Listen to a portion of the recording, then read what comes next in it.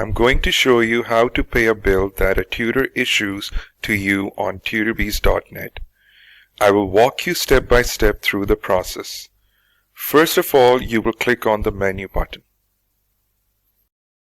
Then you will click on Bills and Payments. You can see the unpaid bill here. You can see the due date of it. You need to pay the bill before it expires. To pay the bill, you will need to click Generate Bill.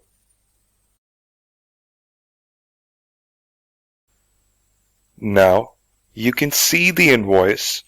This is your paper ID. You will need ID to pay your bill. You can copy it by clicking this button. If you have a debit or credit card, then you will click this button to pay your bill right away. Before making this payment, please make sure that your debit or credit card is enabled for online transactions. If you are not sure what it means, please call your bank and confirm with them.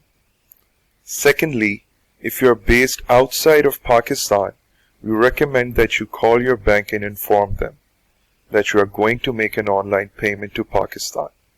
They will enable the card to make this transaction if it is not already allowed. Now, just fill your card details here and click on Pay button to pay the bill right away. Please note that TutorBees.net does not save the card details.